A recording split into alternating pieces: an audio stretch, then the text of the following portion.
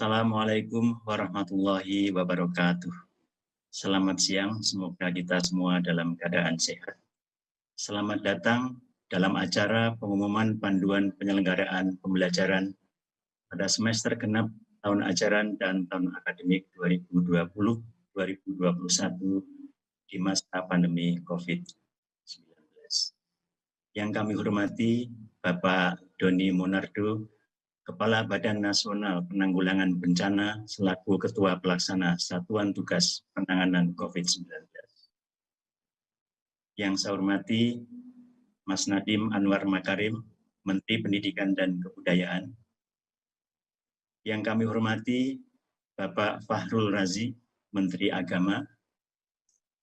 Yang kami hormati Bapak Terawan Agus Putranto, Menteri Kesehatan selaku Wakil Ketua 6 Komite Penanganan COVID-19 dan Pemulihan Ekonomi Nasional. Yang kami hormati Bapak Muhammad Tito Karnavian, Menteri Dalam Negeri selaku Wakil Ketua 7 Komite Nasional Penanganan COVID-19 dan Pemulihan Ekonomi Nasional. Yang kami hormati Bapak Agus Sartono, Deputi Bidang Koordinasi Peningkatan Kualitas Pendidikan dan Moderasi Beragama Kementerian Koordinator Bidang Pembangunan Manusia dan Kebudayaan yang dalam hal ini mewakili Bapak Menko. Yang kami hormati para pejabat Eselon 1 dan Eselon 2, Bapak Ibu Kepala Daerah seluruh provinsi, kota, dan kabupaten, Kepala Dinas Pendidikan seluruh provinsi, kota, dan kabupaten, Kepala Kanwil dan Kantor Kementerian Agama, serta para wartawan dan hadirin yang berbahagia. Berdasarkan evaluasi implementasi kebijakan yang dilakukan bersama dengan kementerian dan lembaga serta koordinasi dan diskusi dengan berbagai pemangku kepentingan di bidang pendidikan. Walaupun pembelajaran jarak jauh sudah terlaksana dengan baik, namun terlalu lama tidak melakukan pembelajaran tatap muka ternyata memberikan dampak negatif bagi anak didik.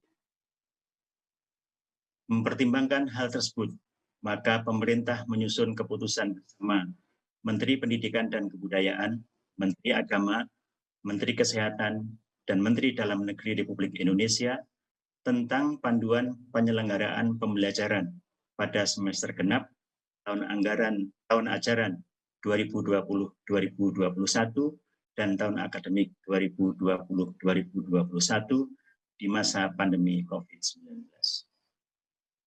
Bapak Ibu yang saya hormati, sesaat lagi masing-masing pimpinan kementerian dan Badan Nasional Penanggulangan Bencana akan menyampaikan arahan dan penjelasan mengenai kebijakan tersebut. Untuk kesempatan pertama, kepada Bapak Agus Sartono, Deputi Bidang Koordinasi Peningkatan Kualitas Pendidikan dan Moderasi Beragama, Kementerian Koordinator Bidang Pembangunan Manusia dan Kebudayaan yang mewakili Bapak Menko PMK. Kami persilahkan untuk menyampaikan arahannya. Assalamualaikum warahmatullahi wabarakatuh. Salam sejahtera untuk kita semua. Salam. Om Swastiastu, Namo Buddhaya, salam kebajikan. Yang sama-sama kita muliakan Menteri Pendidikan dan Kebudayaan, Bapak Nadiem Makarim, BI, Menteri Dalam Negeri, Profesor Dr. Tito Karnavian, Menteri Agama, Bapak Jenderal Fahrul Razi, Menteri Kesehatan, Bapak Letnan Jenderal TNI Terawan Agus Putranto, Kepala BNPB, Bapak Letnan Jenderal TNI Doni Monardo, Sekretaris Jenderal, pejabat Eselon 1 di Kementerian dan Lembaga, para Kepala Daerah, Provinsi, Kabupaten Kota, seluruh Indonesia, Kepala Dinas Pendidikan, Provinsi, Kabupaten Kota seluruh Indonesia, Kepala Kantor Wilayah dan Kantor Agama seluruh Indonesia, dan hadirin yang saya hormati. Pertama-tama, salam hormat dan hangat dari Pak Menko. Beliau saat ini sedang melakukan kunjungan kerja di Jawa Timur, sehingga memerintahkan kepada saya untuk mewakili beliau pada kesempatan yang baik ini. Yang kedua, puji dan syukur marilah kita panjatkan kehadirat Allah Subhanahu wa taala Tuhan Yang Maha Esa atas limpahan rahmat dan hidayahnya sehingga kita bisa menghadiri acara yang sangat baik ini, pengumuman surat keputusan bersama 4 menteri tentang panduan penyelenggaraan pembelajaran tahun ajaran 2020-2021 di masa pandemi COVID. Para hadirin yang saya muliakan, selama kurang lebih 8 bulan terakhir, Indonesia telah berjuang menghadapi pandemi COVID-19. Pandemi ini tidak hanya berdampak pada bidang kesehatan, namun juga berdampak pada dunia pendidikan secara signifikan. Berdasarkan hasil survei pelaksanaan pembelajaran, terdapat 646.000 lebih satuan pendidikan dan lebih dari 68 juta peserta didik yang terdampak oleh COVID-19, sehingga harus melaksanakan pembelajaran jarak jauh. Indonesia bukan satu-satunya, karena terdapat lebih dari 188 negara yang mengalami hal serupa. Kondisi geografis, sosial, dan ekonomi yang beragam menyebabkan pembelajaran jarak jauh memiliki tantangan tersendiri bagi setiap daerah. Daerah dengan kondisi yang memadai dapat melaksanakan pembelajaran tatap muka secara virtual melalui video conference atau diskusi kelompok melalui media sosial. Namun hal ini menjadi sesuatu yang sulit dilakukan untuk daerah yang memiliki kondisi tidak memadai. Hal ini pun akhirnya disiasati oleh satuan pendidikan untuk melakukan inovasi pembelajaran jarak jauh yang dapat dijangkau oleh seluruh peserta didik, baik itu melalui TVRI, radio, serta metode guru kunjung. Pemerintah menyadari keputusan pembelajaran di rumah merupakan keputusan yang sulit, tetapi harus diambil akibat adanya pandemi COVID-19 ini. Keputusan diambil demi mengutamakan kesehatan dan keselamatan peserta didik dan tidak mengambil risiko kehilangan satu generasi. Disadari pula bahwa belajar di rumah pasti tidak optimal, karena siswa hanya memperoleh sebagian unsur kompetensi yang harus dikuasai, yaitu unsur knowledge saja. Seperti diketahui, unsur pendidikan terdiri atas knowledge, skill, attitude, dan values. Dan dari keempat aspek tersebut, penyampaian skill tidak dapat terpenuhi karena peserta didik harus melaksanakan praktikum, mengembangkan skill mereka, dan praktikum akan sulit untuk dilakukan saat mereka belajar di rumah. Hal yang sama juga berlaku untuk aspek attitude dan values, yang penting bagi pengembangan karakter peserta didik, karena mereka memerlukan media untuk berinteraksi sesama siswa dan guru. Pemerintah telah 2 kali menerbitkan surat keputusan bersama 4 menteri tentang panduan pembelajaran pada masa pandemi COVID-19. Pada tanggal 15 Juni 2020, diterbitkan SKB pertama yang memuat kebijakan bahwa pembelajaran tatap muka diprioritaskan pada wilayah zona hijau, dimulai dari jenjang pendidikan SMA sederajat, SMP sederajat, disusul dengan jenjang SD sederajat, dan terakhir PAUD. Satuan pendidikan yang berada di zona kuning, oranye, dan merah pada jenjang tersebut dilarang melakukan kegiatan pembelajaran tatap muka dan tetap melanjutkan belajar di rumah. Izin dimulainya pembelajaran tatap muka pada satuan pendidikan didasarkan pada rekomendasi dari pemerintah daerah, Kanwil Kemenak Provinsi, dan atau Kantor Kemenak Kabupaten Kota. Selanjutnya, pada tanggal 7 Agustus 2020, pemerintah menerbitkan relaksasi SKB 4 Menteri yang memuat pokok-pokok kebijakan berupa perluasan izin pembelajaran tatap muka pada zona kuning dan untuk zona daerah kepulauan. Izin pembelajaran tatap muka juga diberikan kepada SMK untuk kegiatan praktek. Selain itu, pembukaan sekolah dapat berlaku untuk semua jenjang secara bersamaan. Sedangkan pembukaan sekolah berasrama dapat dilakukan secara bertahap. Perlu digarisbawahi, kebijakan penentuan zona mengacu pada pemetaan risiko daerah yang dilakukan oleh Satuan Tugas Penanganan COVID-19 Nasional pada tingkat kabupaten kota. Para pemangku kepentingan yang saya hormati, pemerintah terus memantau pelaksanaan pembelajaran selama masa pandemi ini untuk menjamin agar mutu pendidikan tetap terjaga. Hasil survei yang dilakukan pada Oktober 2020 terhadap 532.000 satuan pendidikan pada jenjang pendidikan dasar hingga pendidikan menengah, ternyata hanya 226.000 atau 42,5% yang memberi respon positif. Dari hasil tersebut, tercatat baru sekitar 13% yang sudah kembali melaksanakan pembelajaran tatap muka. Sebagian besar sisanya masih melaksanakan belajar dari rumah. Sistem pembelajaran yang tidak dilakukan dengan tatap muka secara langsung di sekolah memiliki dampak yang negatif terhadap anak. Kita berpotensi akan menghadapi tingginya angka putus sekolah karena banyak peserta didik yang terpaksa harus bekerja membantu orang tua dan keluarga pada masa pandemi ini. Perbedaan akses dan tingkat kualitas pembelajaran jarak jauh berakibat pada kesenjangan capaian belajar, terutama anak-anak dari sosioekonomi yang berbeda.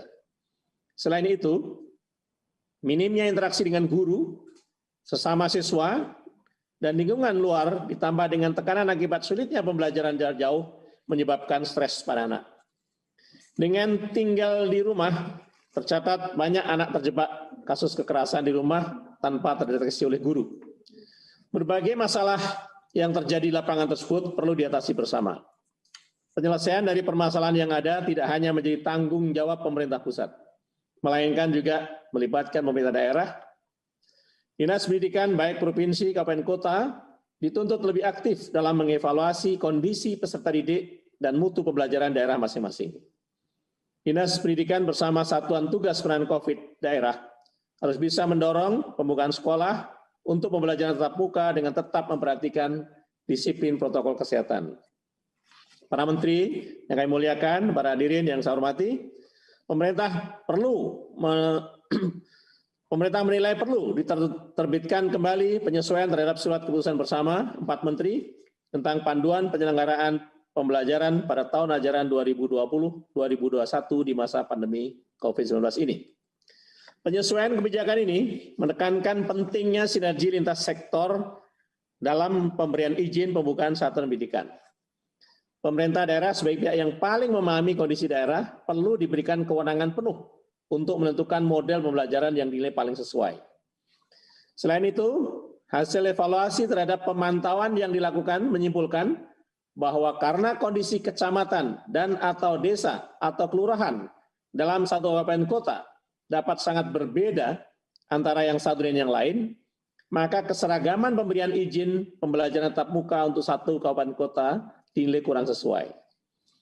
Meskipun terhadap penyesuaian baru dalam kebijakan pembelajaran, saya tetap mengimbau bahwa kesehatan dan keselamatan peserta didik, pendidik dan tenaga kependidikan, keluarga dan masyarakat merupakan prioritas utama. Dalam hal ini perlu saya mengingatkan Bapak Ibu sekalian untuk memastikan bahwa satuan pendidikan yang mengajukan izin pembelajaran tatap muka harus sudah mengisi daftar periksa kesiapan sekolah. Dari pelaporan pada dashboard kesiapan sekolah, dari 532.000 satuan pendidikan, baru 42,48% yang telah mengisi daftar periksa, sedangkan 57,52% sisanya masih belum merespon. Hal ini penting kami sampaikan agar para bupati, wali kota, dan gubernur mendorong agar satuan pendidikan di daerah masing-masing segera mengupdate kesiapan dari satuan pendidikan dalam melaksanakan pembelajaran tatap muka. Bapak Ibu yang saya hormati, terakhir namun tidak kalah penting, saya menyampaikan bahwa kesuksesan implementasi surat keputusan bersama 4 menteri ini tidak lepas dari komitmen kita bersama untuk terus bersinergi dan menjalin koordinasi yang harmonis, baik di tingkat pusat maupun daerah. Saya sangat mengharapkan dukungan dari pemerintah daerah untuk pelaksanaan SKP 4 menteri ini dengan turut memberikan sosialisasi kepada satuan pendidikan di wilayah masing-masing. Demikian beberapa hal yang dapat disampaikan terkait pengumuman keputusan bersama 4 menteri tentang panduan penyelenggaraan pembelajaran di masa pandemi COVID-19. Akhirnya saya berharap setelah kegiatan ini pemerintah daerah dan seluruh satuan pendidikan dapat menerapkan SKP 4 menteri dengan baik sehingga apa yang menjadi tujuan dari kebijakan ini dapat terwujud, yaitu memenuhi hak layanan pendidikan yang layak bagi seluruh anak Indonesia. Demikian yang dapat kami sampaikan. Assalamualaikum warahmatullahi wabarakatuh. Salam sejahtera bagi kita semua. Salam, Om Swastiastu, Namo Buddhaya, salam kebajikan. Menteri Koordinator Bidang Pembangunan Manusia dan Kebudayaan, Profesor Dr. Muhadjir Effendi, MAP. Terima kasih Bapak Deputi atas arahannya. Bapak-bapak dan ibu-ibu yang saya hormati, Selanjutnya, Bapak Menteri Pendidikan dan Kebudayaan akan menyampaikan penjelasan mengenai panduan penyelenggaraan pembelajaran pada semester genap tahun ajaran dan tahun akademik 2020-2021 di masa pandemi COVID-19. Kepada Mas Menteri, kami persilahkan.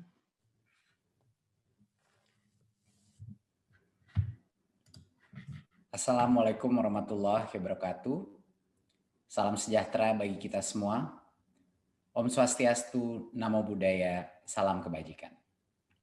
Yang saya hormati Menteri Dalam Negeri Bapak Muhammad Tito Karnavian, Menteri Agama Bapak Fahrul Razi, Menteri Kesehatan Bapak Terawan Agus Putranto, Kepala Badan Nasional Penanggulangan Bencana Bapak Doni Monardo, Deputi Bidang Koordinasi Pendidikan dan Agama Kemenko PMK Bapak Agus Sartono, Sekretaris Jenderal Kemendikbud Bapak Ainun Naim, Juru Bicara Satgas Penanganan COVID-19 Profesor Wiku Adhisa Smito, dan Bapak Ibu yang saya hormati. Izinkan saya menyampaikan paparan yang hari ini berfokus kepada pemberian kewenangan bagi pemerintah daerah dalam menyelenggarakan pembelajaran pada semester genap tahun ajaran dan tahun akademik 2020 ke 2021.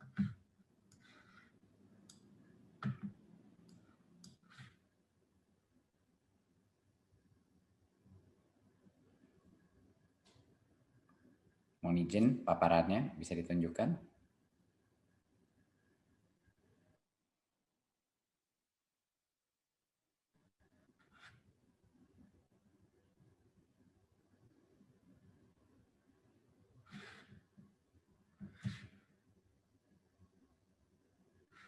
Terima kasih.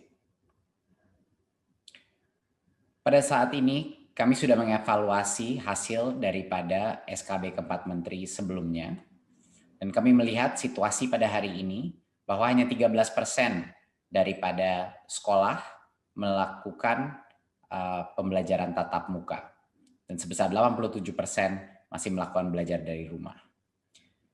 Carta ini menunjukkan berdasarkan zona-zona dari gugus tugas, zona hijau, kuning, oranye, dan merah, dan menunjukkan bahwa di zona kuning dan hijau, di mana sudah diperbolehkan melakukan tatap muka, masih saja banyak sekali sekolah-sekolah yang belum melakukan tatap muka.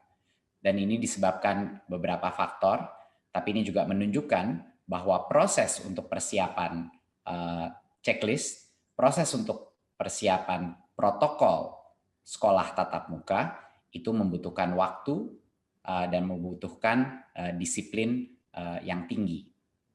Jadi ini sekedar pemotretan situasi pada saat ini, dan banyak juga di zona oranye dan merah walaupun tidak diperkenalkan terbuka, tapi banyak sekali daerah-daerah, desa-desa dan kelurahan yang merasa sangat sulit untuk melaksanakan PJJ. Yang berikutnya adalah kita harus menyadari bahwa setelah kita mengevaluasi hasil daripada pembelajaran jarak jauh ini, bahwa dampak negatif yang terjadi pada anak itu suatu hal yang nyata dan bisa sekali kalau terus-menerus dilaksanakan bisa menjadi suatu resiko yang permanen. Resiko pertama adalah ancaman putus sekolah, di mana banyak sekali anak-anak yang harus bekerja atau didorong sama orang tuanya untuk bekerja, dan ini berhubungan dengan situasi ekonomi yang tidak memadai. Banyak juga orang tua yang tidak bisa melihat peranan sekolah dalam proses belajar mengajar kalau ini dilakukan secara daring. Dan ini juga menimbulkan banyak sekali orang tua yang skeptis bahwa PJJ ini adalah suatu hal yang benar-benar berperan dalam pendidikan anaknya, sehingga banyak anak juga dikeluarkan dari sekolah, dan resiko ini akan meningkat semakin lama. Kedua adalah berbagai macam resiko, kendala, tumbuh, dan kembang. Kita sudah mengetahui bahwa di daerah-daerah di mana semakin sulit melakukan PJJ, kesenjangan antara pencapaian pembelajaran di daerah-daerah tersebut dibandingkan dengan daerah-daerah yang lebih mapan dan di kota-kota semakin melebar. Dan tentunya pertumbuhan anak-anak kita juga menjadi resiko yang sangat besar.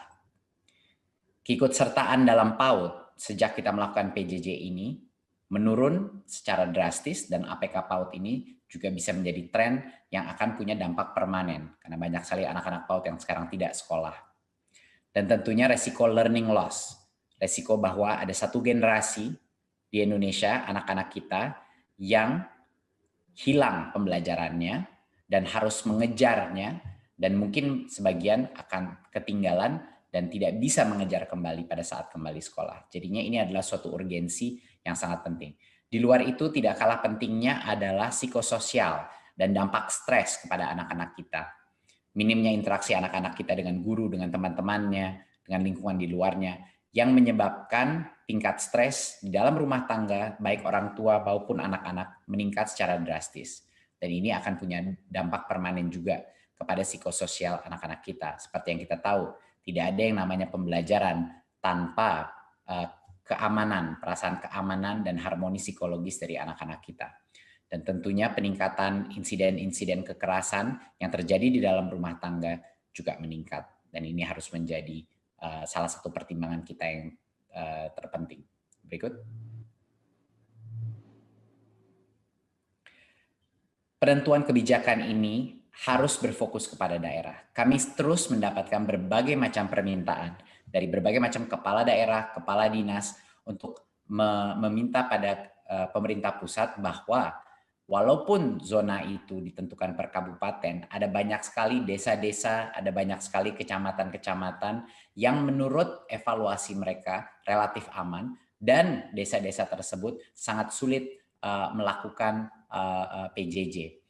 Jadi pemerintah daerah ini adalah pihak yang paling mengetahui, bukan pemerintah pusat, paling mengetahui kondisi dan kebutuhan dan keamanan situasi COVID di daerahnya sendiri. Kondisi dan kebutuhan dari setiap kecamatan atau desa kelurahan dapat bisa sangat bervariasi ya dengan satu dan lainnya. Bisa di dalam kotanya ada kasus-kasus infeksi yang sangat berat, tapi bisa juga ada desa-desa dan area-area yang terpencil yang tidak terdampak. Tetapi tanpa memberikan kemampuan untuk Pemda menentukan mana yang bisa mulai tatap muka, mana yang tidak, kita tidak menghargai perbedaan antara setiap daerah dan dinamika populasi di setiap daerah. Jadi pengambilan kebijakan di sektor pendidikan ini dengan pertimbangan yang holistik dan selaras dengan pengambilan kebijakan pada sektor lain, agar sistem pendidikan kita juga konsisten dengan sektor-sektor lain, dan kebijakan kita mengenai penanganan COVID di sektor-sektor lain itu selaras dan tidak berbeda total. Berikut. 2 prinsip dasar dari kebijakan ini adalah harus dua-duanya, kesehatan, keselamatan, dan juga pertumbuhan dan perkembangan peserta didik menjadi konsiderasi kami untuk melaksanakan kebijakan ini. Tidak bisa satu saja dari kedua prinsip ini yang diprioritaskan. Berikut.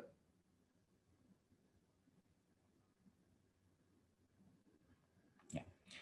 Berarti pemerintah pada hari ini melakukan penyesuaian kebijakan untuk memberikan kewenangan kepada pemerintah daerah, Kanwil atau kantor Kemenak untuk menentukan pemberian izin pembelajaran tatap muka di sekolah-sekolah di bawah kewenangannya. Pemberian izin ini bisa saja secara serentak ataupun bertahap, tergantung kepada kesiapan masing-masing daerah sesuai dengan diskresi kepala daerahnya, berdasarkan evaluasi kepala daerahnya mengenai mana yang siap, mana yang tidak, dan tentunya kesiapan sekolah masing-masing dalam menentukan, dalam memenuhi semua checklist untuk melakukan tatap muka dan juga melaksanakan protokol kesehatan yang sangat ketat. Kebijakan ini berlaku mulai semester genap tahun ajaran 2020-2021, jadinya bulan Januari 2021. Jadi daerah dan sekolah diharapkan dari sekarang sampai sekarang, kalau siap untuk melakukan tatap muka, kalau ingin melakukan tatap muka, harus segera meningkatkan kesiapannya untuk melaksanakan ini dari sekarang sampai akhir tahun. Berikut. Apa prosesnya? Ya, mulai Januari 2021 ada 3 pihak yang akan menentukan apakah sekolah itu boleh dibuka apa tidak. Yang pertama adalah Pemda-nya sendiri. Ya, Pemda atau dalam situasi yang lain Kanwil atau kantor Kemenak. Ya. Yang kedua adalah kepala sekolah harus menyetujui. Dan yang ketiga adalah perwakilan orang tua, yaitu melalui komite sekolah. Jadi kalau tiga pihak ini tidak mengizinkan sekolah itu buka, sekolah itu tidak diperkenankan untuk dibuka. Tetapi kalau tiga pihak itu telah setuju, berarti sekolah itu boleh melaksanakan tatap muka. Ya, jadi harus ada persetujuan orang tua melalui komite orang tua, persetujuan kepala sekolah, dan tentunya kepala daerah. Kalaupun sekolahnya dibuka, ini harus saya tekankan sekali lagi bahwa orang tua masih bisa tidak memperkenankan anaknya untuk datang ke sekolah untuk melakukan tatap muka. Ya, jadi hak terakhir dari siswa individu, walaupun sekolahnya sudah mulai tatap muka, masih ada di orang tua. Ya. Dan sekali lagi harus saya tekankan, pembelajaran tatap muka ini diperbolehkan, tidak diwajibkan, diperbolehkan. Dan keputusan itu ada di Pemda, kepala sekolah, dan orang tua, yaitu komite sekolah. Perbedaan besar ini dari SKB sebelumnya adalah peta zonasi resiko dari Satgas COVID tidak lagi menentukan pemberian izin pembelajaran tatap muka, tapi Pemda yang akan menentukan sehingga mereka bisa memilah daerah-daerah dengan cara yang lebih granular, lebih mendetail. Berikut. Ini adalah salah satu contoh untuk mengilustrasi bahwa bagi kepala daerah, mereka bisa melakukan pembukaan itu secara serentak atau secara bertahap. Jadi di kecamatan tertentu mungkin akan dibuka yang tahap pertama, tahap kedua, tapi ini adalah kewenang daripada pemerintah daerah. Ya, tidak harus semuanya serentak, tidak harus bertahap kalau mau, ini adalah keputusan dari Pemda. Jadi fleksibilitas ini diberikan berdasarkan evaluasi Pemda terhadap tingkat keamanan kesehatan COVID di daerah-daerahnya masing-masing. Berikut. Ini sangat penting untuk Bapak-Bapak Kepala Dinas, Bapak Kepala Daerah, faktor yang perlu menjadi pertimbangan Pemda dalam pemberian izin. Yang jelas adalah tingkat risiko penyebaran COVID. Kedua, kesiapan fasilitas pelayanan kesehatan. Ketiga, kesiapan satuan pendidikannya pun, yang ada checklist tadi yang saya bilang. Dan akses terhadap sumber belajar atau kemudahan belajar dari rumah. Banyak sekali teman-teman kita, daerah-daerah, desa-desa kita yang sangat sulit melakukan PJJ, jadi mohon itu menjadi konsiderasi juga.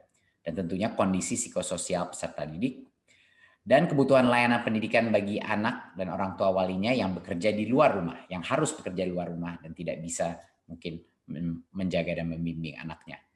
Ketersediaan transportasi, tempat tinggal warga satuan, dan mobilitas antara kabupaten, kota, kecamatan, dan tentunya kondisi geografis setiap daerah. Ini harus menjadi pertimbangan yang holistik, dan Pemda harus mengambil keputusan itu berdasarkan semua faktor-faktor ini, di mana yang mau tetap tatap muka, di mana mau yang dilanjutkan belajar dari rumah. Berikut. Ya, checklist yang saya sebut sebelum ini, ya, pembelajaran tatap muka di semua sekolah hanya diperbolehkan pada saat kita sudah memenuhi checklist ini, memenuhi daftar periksa ini. Checklist itu ada 6, sama seperti SKB yang sebelumnya. Yang satu adalah sanitasi dan kebersihan, yaitu toilet, sarana cuci tangan, dan disinfektan. 2 adalah akses kepada fasilitas pelayanan kesehatan. Ketiga adalah kesiapan menerapkan wajib masker. Keempat adalah termogan. Kelima, pemetaan warga satuan pendidikan harus mengetahui siapa yang memiliki komorbiditas dari guru-gurunya, murid-muridnya, dan yang tidak memiliki akses transportasi yang aman, dan tentunya riwayat perjalanan dari daerah dengan tingkat resiko COVID-19 yang tinggi. Dan yang keenam adalah tentunya persetujuan komite sekolah dan perwakilan orang tua wali. Tanpa persetujuan perwakilan orang tua, sekolah itu tidak diperkenankan untuk dibuka. Jadi ini adalah daftar periksa untuk memberikan kepastian bahwa sekolah itu boleh tatap muka kalau dia mau. Setelah itu, setelah diperbolehkan, kalau misalnya daftar periksa ini sudah terpenuhi, baru kita masuk dalam protokol yang baru. Jadinya pas tatap muka pun dilakukan, protokolnya bukan seperti masuk sekolah normal. Berikut.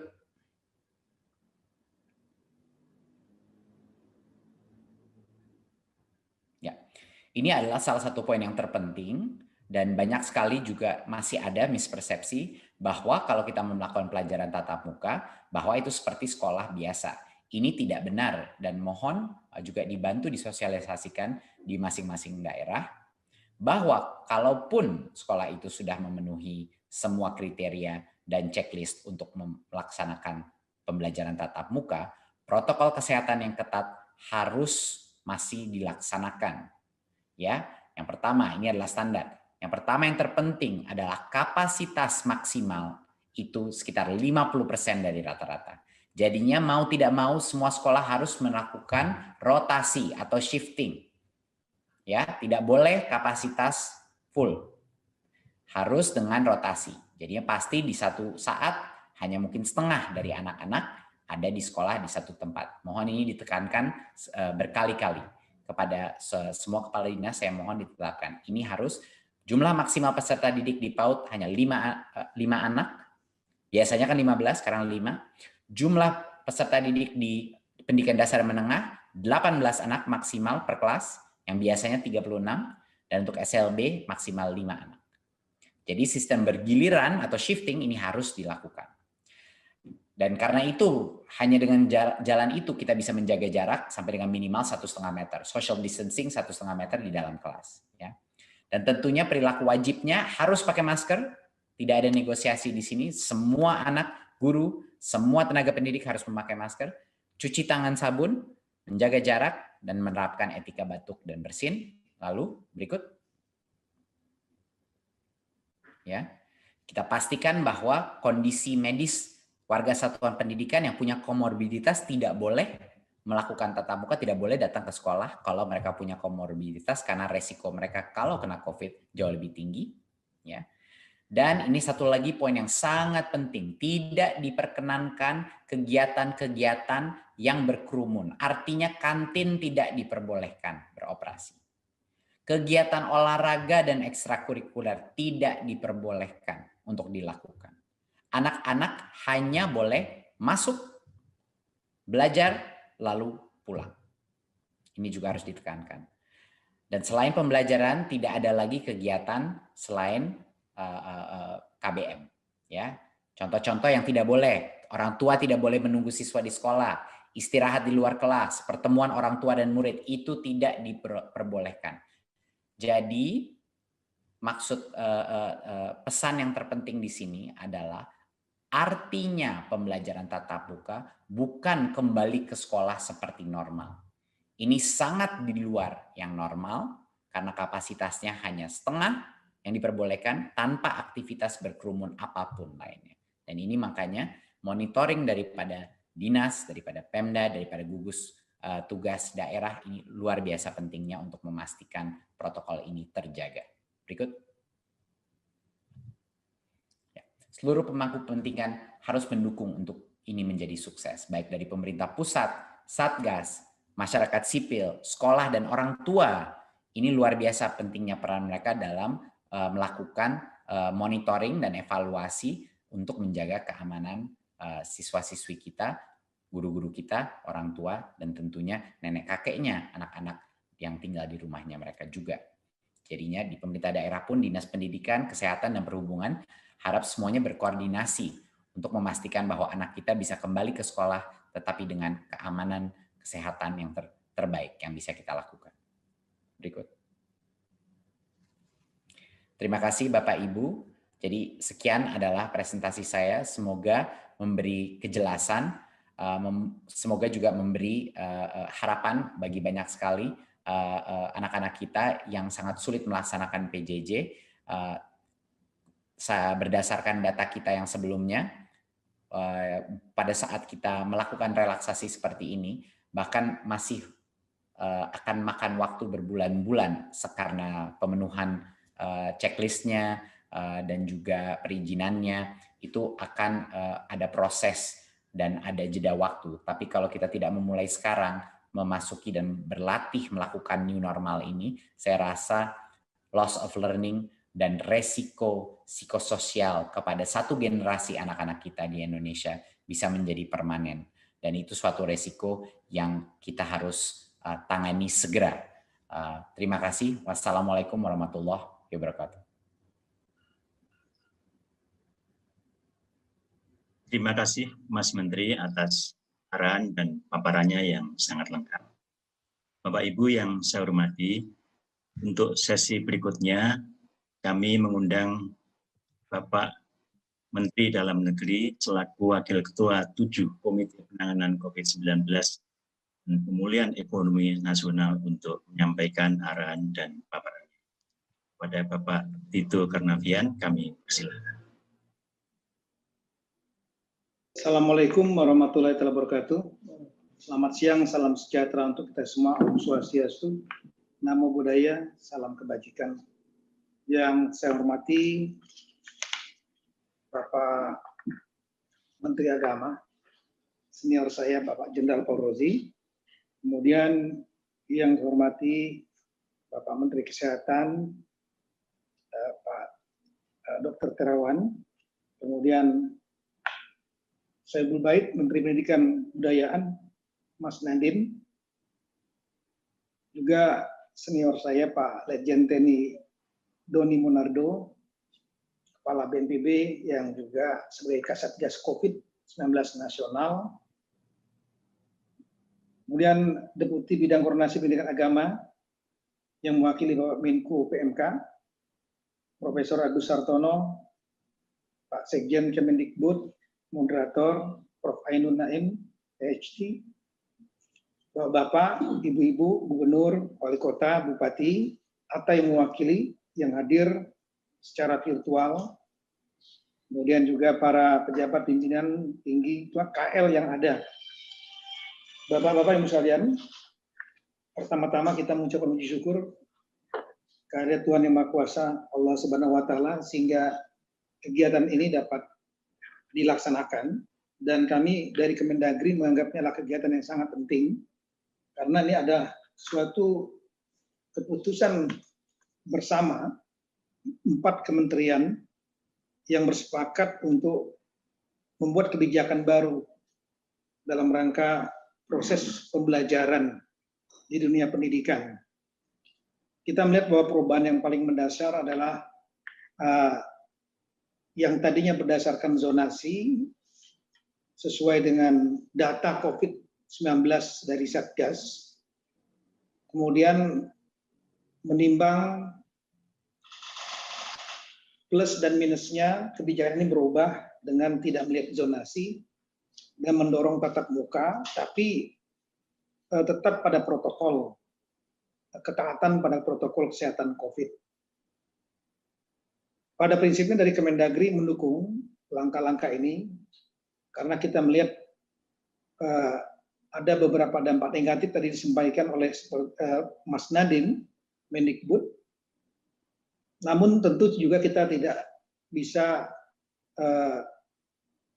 menghindari bahwa kita juga harus memberikan precaution, antisipasi kesiapan agar tatap muka tidak menjadi klaster baru di lingkungan pendidikan, termasuk juga lingkungan pendidikan keagamaan. Nah, untuk itu dari Kemendagri melihat bahwa di samping langkah-langkah atau arahan-arahan yang ditulis dalam SKB ini tentang apa yang harus dikerjakan oleh setiap sekolah, satuan pendidikan untuk menjaga agar satuan pendidikan dengan adanya tatap muka tidak menjadi penularan, kami kira sudah baik. Dan ini perlu ada langkah-langkah untuk meyakinkan bahwa langkah-langkah tersebut dilaksanakan dan diikuti. Ini memerlukan koordinasi dan sosialisasi. Tapi di samping itu, kami melihat ada yang lebih luas lagi, karena penularan tidak hanya terjadi di dalam lingkungan pendidikan, sekolah atau pesantren. Tapi bisa terjadi di luar lingkungan. Kami baru saja mendapatkan baca data dari Jerman, dari Hamburg. Itu menyampaikan bahwa, ya, judulnya ini di channel News Asia hari ini. Jadi most children caught COVID-19 outside school, German data. Itu dari 472 sekolah di Hamburg, 171 sekolah terinfeksi. Kemudian 78% dari 372 anak-anak yang terinfeksi pada saat masa summer dan autumn kemarin, itu tertularnya adalah di luar sekolah. Artinya kita juga perlu melakukan precaution, langkah-langkah agar anak-anak kita dengan adanya tatap muka, mereka akan melakukan mobilitas dari rumah yang tadinya belajar dari rumah, mereka harus bergerak menuju sekolah. Ini artinya sistem transportasi kita, transportasi publik, juga Dinas Perhubungan daerah masing-masing harus meyakinkan transportasi publik juga sesuai dengan menyesuaikan prinsip protokol. Karena nanti akan ada lonjakan jumlah penumpang dari anak-anak sekolah. Kemudian kedua, kami melihat perlu juga peran daripada Diskominfo dan Humas dari tiap-tiap kabupaten kota dan provinsi untuk melakukan sosialisasi agar setiap anak melakukan proteksi dengan meyakinkan bahwa mereka mengikuti protokol kesehatan, baik menggunakan masker, hand sanitizer, menjaga jarak, menghindari kerumunan, dan lain-lain.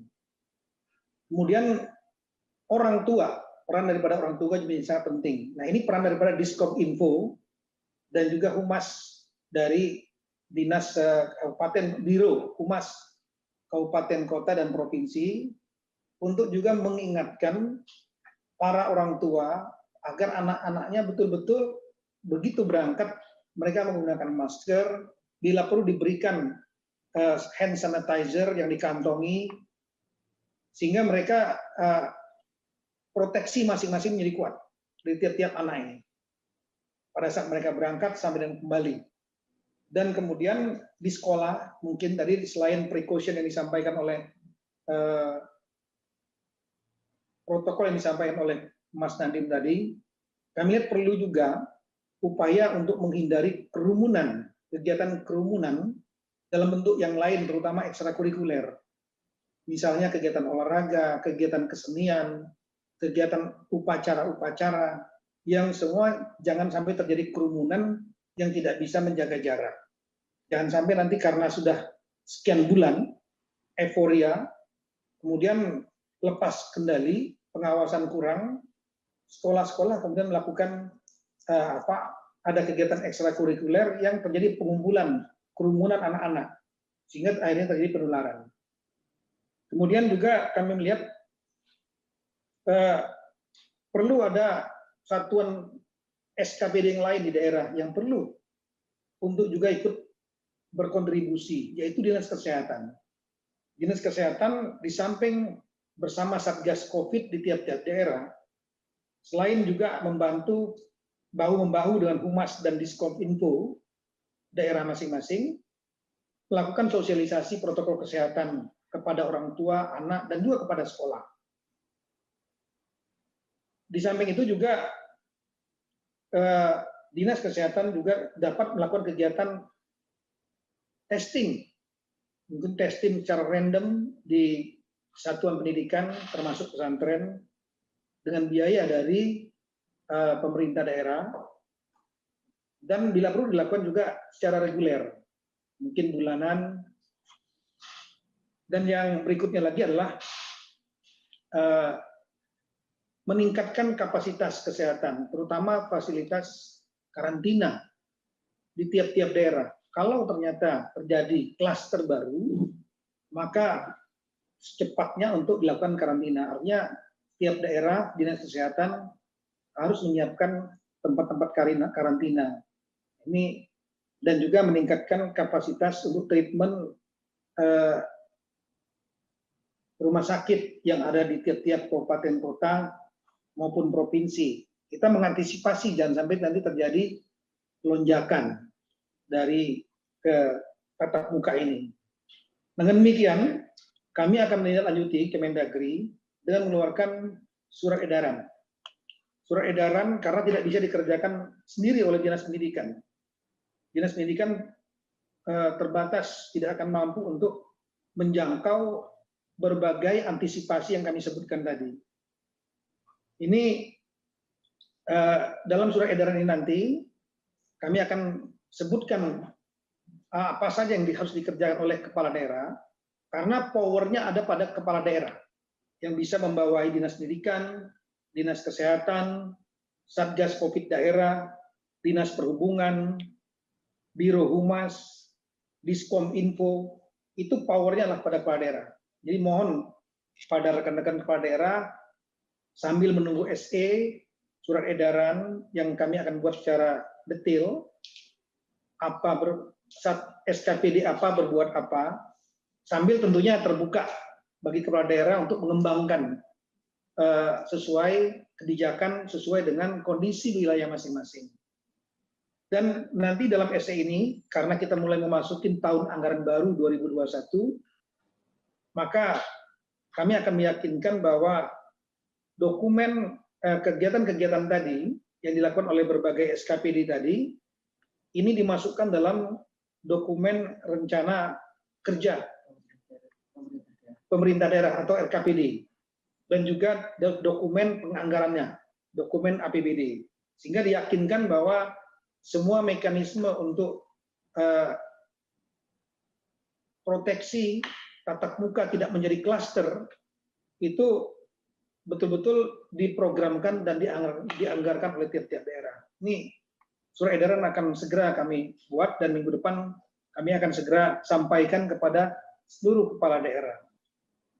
Namun satu hal mungkin untuk Bapak Mendikbud, Mas Nadiem, daerah-daerah ini ada yang memiliki kapasitas fiskal yang kuat. Artinya kita tahu bahwa tiap daerah ini Pak, ada 3 sumber utama anggaran mereka. Yang pertama adalah dari dana transfer pusat, dana perimbangan. Kemudian yang kedua adalah dari dana pendapatan asli daerah, PAD. Dan yang ketiga adalah dari sumber lain, seperti dari badan usaha milik daerah. Dan semua dalam kondisi COVID saat ini, semua terkontraksi. Untuk itu, daerah ada yang memiliki kapasitas kuat ditandai dengan PAD-nya lebih banyak daripada transfer pusat. Ada yang sedang antara PAD dengan transfer pusat itu berimbang. Tapi ada juga yang hanya PAD-nya rendah sekali, sehingga mengandalkan transfer pusat. Untuk itu, berbagai kegiatan yang harus diprogramkan dan dianggarkan ini akan mempengaruhi postur APBD. Untuk daerah yang kuat kapasitas fiskalnya mungkin bisa mandiri. Tapi yang kapasitas fiskalnya rendah, yang ditandai dengan ketergantungan yang tinggi terhadap transfer pusat, kami menyarankan kalau memang masih ada ruang fiskal di Kemendikbud, mungkin bisa secara selektif membantu dengan mekanisme dana dekonsentrasi. Dana dekonsentrasi kepada daerah-daerah yang kapasitasnya rendah. Nanti mungkin sambil jalan tim dari Kemendikbud, kami dari tim dari Kemendagri akan memberikan data daerah-daerah mana yang mungkin memerlukan dukungan. Selain itu kami kira dengan adanya kewenangan memang diberikan kepada daerah untuk menentukan tatap muka yang mana yang dilaksanakan, mana yang tidak, mekanismenya, kami melihat bahwa perlu juga tetap ada monitoring evaluasi dari pemerintah pusat. Untuk itu kami kira dari Kemendikbud perlu membuat tim monitoring evaluasi yang melaksanakan kegiatan MONEF secara reguler. Secara reguler dengan mengikutsertakan KL-KL yang lain, kami juga siap dari kami kira yang masuk dalam keempat kementerian plus Satgas Covid ini bisa melakukan monitoring secara reguler bulanan. Bila terjadi klaster karena tatap muka, dan daerah sudah bertindak, maka kita tinggal memperkuat. Tapi kalau daerah, kepala daerah belum bertindak atau kurang bertindak secara cukup, maka ini perlu dukungan dari pusat. Ini kami kira yang perlu kami sampaikan. Terakhir, kepada rekan-rekan gubernur sebagai wakil pemerintah pusat di daerah, juga kami mohon nanti pada saat melakukan review RKPD maupun APBD, itu kewenangannya pada gubernur. Itu RKPD APBD tingkat 2, yaitu kota dan kabupaten. Mohon kepada Bapak Gubernur dengan staf ini dapat betul-betul melihat apakah semua langkah-langkah untuk memagari, membantu agar kegiatan tatap muka ini berjalan lancar, karena ini melibatkan beberapa SKPD. Ini betul-betul diyakinkan itu teranggarkan dan terprogramkan dalam dokumen RKPD dan APBD yang ada di tingkat 2. Sedangkan evaluasi untuk tingkat provinsi akan dikerjakan oleh Kemendagri, baik dari Dirjen Bangda maupun Dirjen Pembinaan Keuangan Daerah. Ini akan kami kerjakan. Kami kira itu yang kami sampaikan. Sekali lagi terima kasih banyak. Kami dari Kemendagri siap untuk mendukung. Assalamualaikum warahmatullahi wabarakatuh. Waalaikumsalam warahmatullahi wabarakatuh. Terima kasih Bapak Menteri Dalam Negeri atas arahannya yang sangat jelas dan juga dukungannya mengenai tindak lanjut dari pelaksanaan kebijakan-kebijakan. Bapak dan Ibu-Ibu yang saya hormati, selanjutnya kami akan mengundang Bapak Menteri Agama untuk menyampaikan arahan dan paparannya. Kepada Bapak Fahrul Razi, kami undang. Assalamualaikum warahmatullahi wabarakatuh. Selamat siang, salam sejahtera untuk kita semua. Yang saya hormati Menteri Koordinator Bidang Pembangunan Manusia dan Kebudayaan, dalam hal ini yang diwakili oleh Pak Agus Sartono. Yang saya hormati Menteri Pendidikan dan Kebudayaan, Pak Nadiem Makarim. Yang saya hormati Menteri Dalam Negeri, Pak Tito Karnavian. Yang saya hormati Menteri Kesehatan, Pak Terawan. Yang saya hormati Kepala Badan Nasional Penanggulangan Bencana, Pak Doni Monardo. Yang saya hormati moderator, Pak Sekjen Mendikbud, Pak Ainun Naim, para guru dan dosen yang saya muliakan. Pertama-tama terima kasih kepada Pak Mendikbud yang telah memberikan penjelasan yang sangat tinggi, isi substansi yang sangat mendalam, isi substansi yang telah kita tanda tangani. Terima kasih juga kepada Pak Mendagri yang telah memberikan masukan-masukan untuk mensupport kegiatan kita bersama itu. Saudara-saudara, anak-anakku, siswa dan mahasiswa yang saya sayangi dan cintai, saudara sekalian hadirin yang berbahagia, pandemi COVID-19 saat ini membawa dampak serius dalam berbagai sektor, sebagaimana kita tahu bersama, termasuk sektor pendidikan. Sebagaimana kita ketahui, sejak Maret 2020, Satuan Pendidikan ditutup. Lebih dari 10 juta siswa di bawah binaan Kementerian Agama terpaksa harus melaksanakan belajar dari rumah dengan segala keterbatasan yang ada. Lebih dari 10 juta siswa di bawah binaan Kementerian Agama yang terdampak akibat COVID-19 itu pada dasarnya tidak bisa menerima pelajaran sebagaimana kita harapkan bersama. Saya kira sama dengan yang tadi testimoni yang disampaikan oleh salah satu adik-adik kita tadi. Kesehatan menjadi hal yang sangat penting pada saat ini. Karena kita mengalami penutupan sekolah, madrasah, dan dampak lainnya dari pandemi COVID-19 dalam sektor pendidikan, Kementerian Agama telah melakukan beberapa langkah untuk mendukung pembelajaran dari rumah melalui platform e-learning madrasah. Platform ini memungkinkan guru untuk mengadakan kelas jarak jauh melalui konferensi video secara terintegrasi, menggugah materi belajar dan tugas-tugas, menerapkan kuis dan tes online, dan siswa dapat mengirimkan tugas mereka serta mengakses bahan ajar secara online. Kami juga telah bermitra dengan operator telekomunikasi untuk memberikan subsidi bagi para guru dan siswa agar mereka dapat mengakses internet menggunakan ponsel mereka untuk pembelajaran jarak jauh dan memberikan pelatihan serta dukungan lain untuk guru yang menggunakan platform pembelajaran online. Hal ini termasuk menyediakan panduan kurikulum darurat bagi para guru agar mereka dapat terus mengajar dengan platform online secara efektif selama keadaan seperti pandemi ini. Kementerian Agama juga mengambil kebijakan fleksibilitas, penggunaan dana BOS untuk mendukung efektivitas dan keberhasilan belajar dari rumah. Meskipun demikian, kita semua akui ternyata untuk saat ini opsi pembelajaran tatap muka di kelas masih menjadi pilihan yang paling efektif. Hal ini dikarenakan masih terjadi ketimpangan dalam hal kesiapan infrastruktur dan jaringan IT, kesiapan silabus dan kurikulum darurat, dan juga kesiapan dan budaya, serta literasi digital guru dalam menjalankan pembelajaran jarak jauh di masa pandemi ini. Terlepas dari persoalan pandemi sebenarnya, saya kira transformasi digital dalam pembelajaran merupakan sebuah keniscayaan. Baik masih ada pandemi COVID-19 atau tidak. Saya betul-betul berharap permasalahan-permasalahan yang ada tadi harus menjadi titik tolak untuk pembuatan peta jalan, pengembangan digitalisasi pendidikan yang sistematik dan terukur.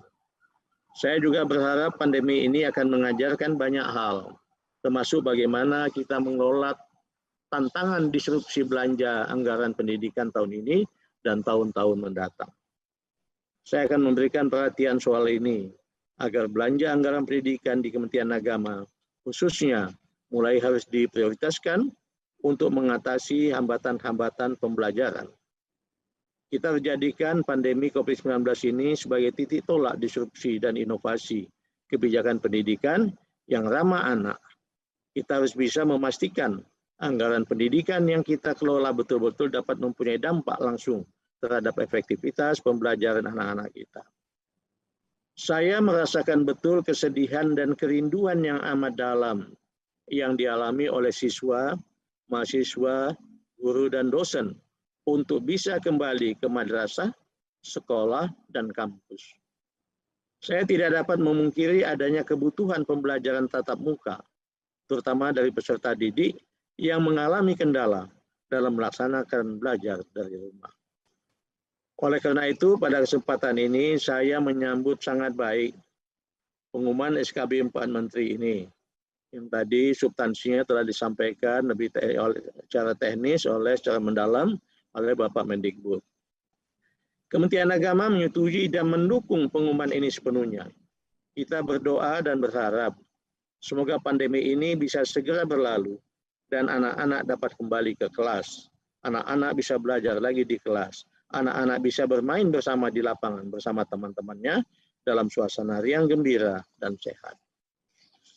Akhirnya mari kita laksanakan kebijakan penyesuaian pembelajaran di masa pandemi COVID-19 ini dengan menempatkan aspek kesehatan, keselamatan, dan keamanan siswa sebagai aspek prioritas yang perlu diperhatikan dan dijunjung tinggi.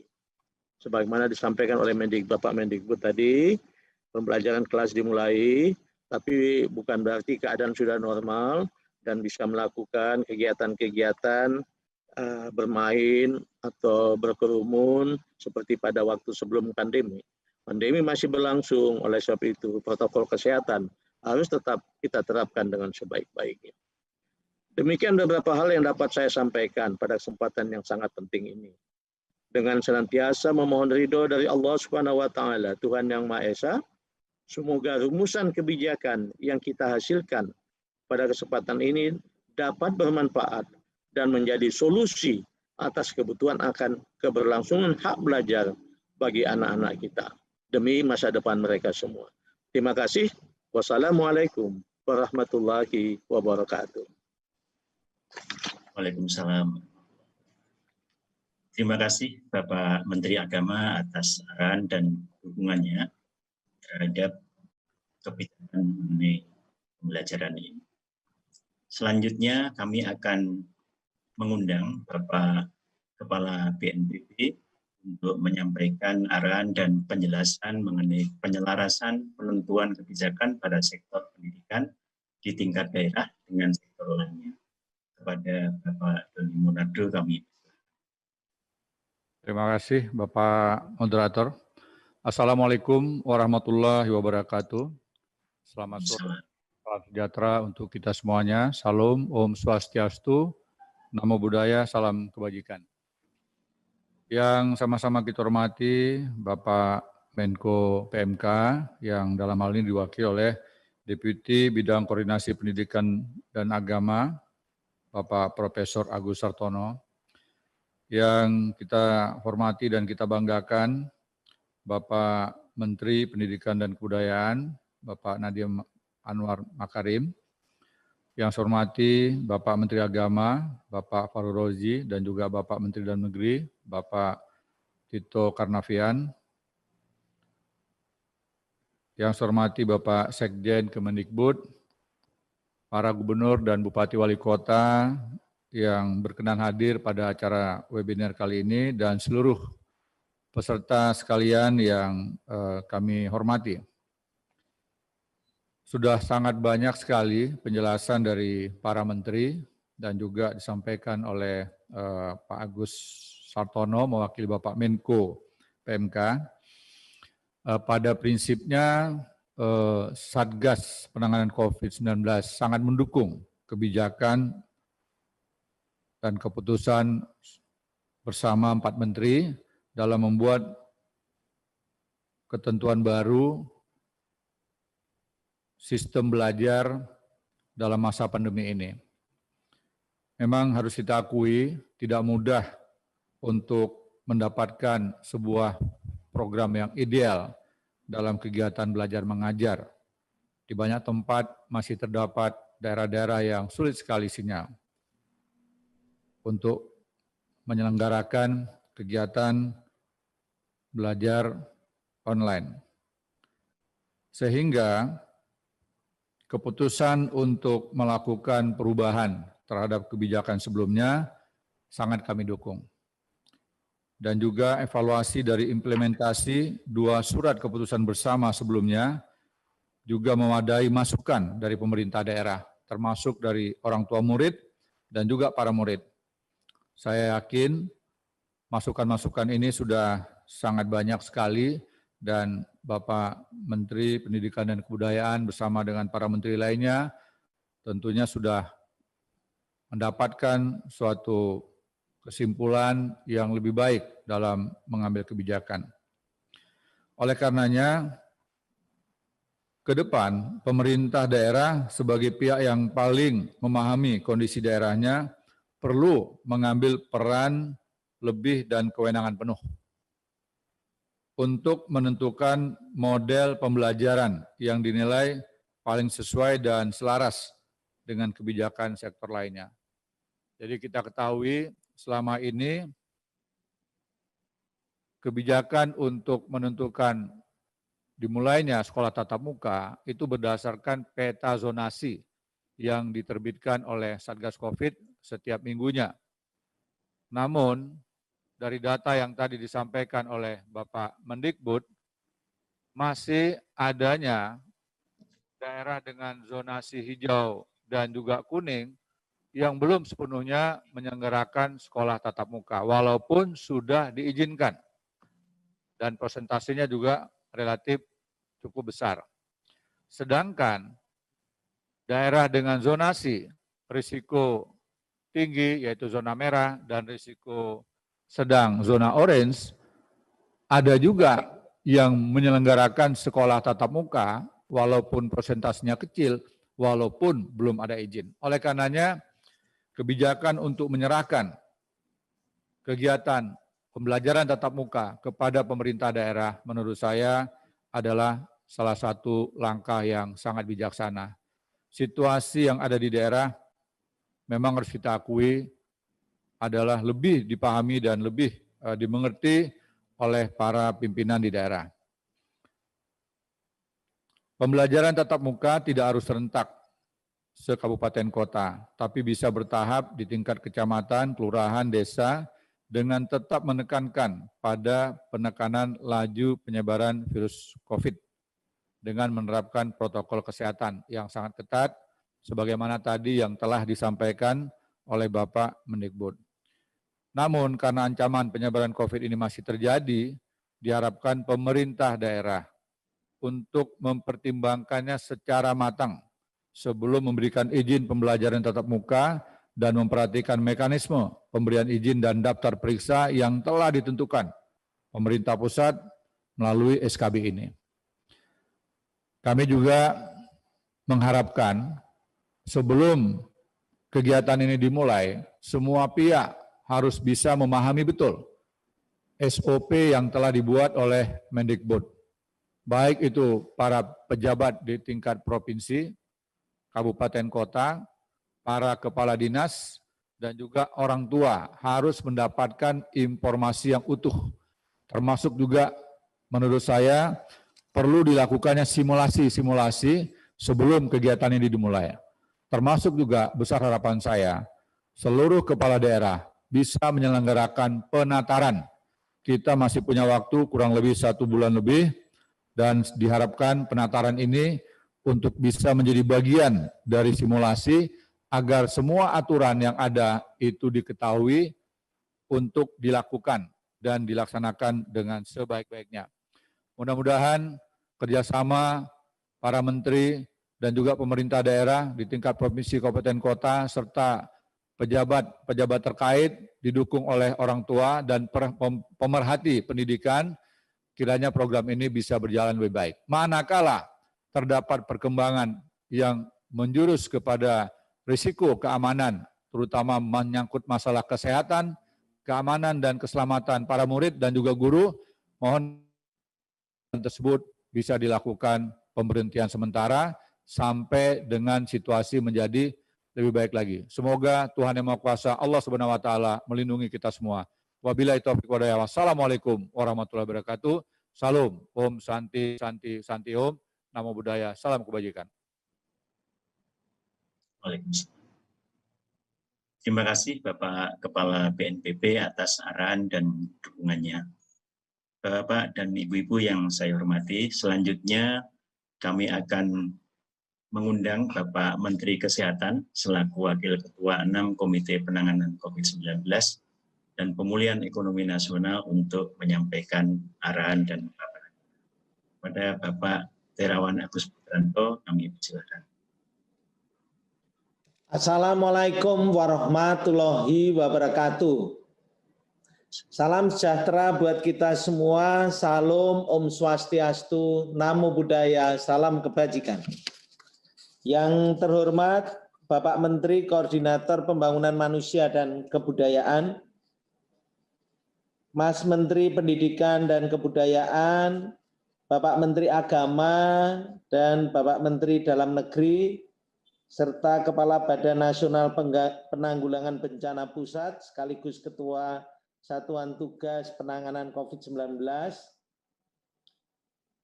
para pejabat tinggi Pratama dan Madya Kementerian, dan para hadirin undangan yang berbahagia. Marilah kita panjatkan puji syukur kehadirat Tuhan Yang Maha Kuasa yang senantiasa melimpahkan rahmat pada kita sehingga kita dapat mengikuti pengumuman revisi surat keputusan bersama Menteri Pendidikan dan Kebudayaan, Menteri Agama, Menteri Kesehatan, dan Menteri Dalam Negeri tentang panduan penyelenggaraan pembelajaran pada tahun ajaran dan tahun akademik baru 2020-2021 di masa pandemi COVID-19. Bapak, Ibu, Saudara sekalian yang saya hormati, pandemi COVID-19 yang melanda Indonesia sejak Maret 2020 mengakibatkan pemerintah mengambil berbagai langkah kebijakan untuk melindungi kesehatan dan keselamatan warga masyarakat, terlebih terhadap kelompok rentan termasuk anak usia sekolah. Salah satu kebijakan adalah pembelajaran dari rumah yang bertujuan untuk memastikan tetap terpenuhinya hak peserta didik untuk mendapatkan layanan pendidikan selama masa darurat COVID-19. Pembelajaran jarak jauh atau belajar dari rumah telah dilakukan hampir 1 tahun ini. dan sudah dilakukan kajian dan evaluasi. Ternyata banyak hal yang bisa dinilai ada berbagai kendala, seperti ada ancaman anak putus sekolah, meningkatnya risiko stres pada anak, terjadinya kekerasan pada anak, kesenjangan capaian belajar, dan learning loss yang tentu saja berpengaruh pada perkembangan anak. Terkait hal tersebut, dalam rangka meningkatkan upaya pemenuhan hak pendidikan bagi anak, maka penyelenggaraan pembelajaran melalui metode tatap muka pada semester genap 2020 yang akan datang tidak lagi berdasarkan pada zonasi penyebaran COVID-19, namun merupakan kebijakan dari pemerintah daerah setempat.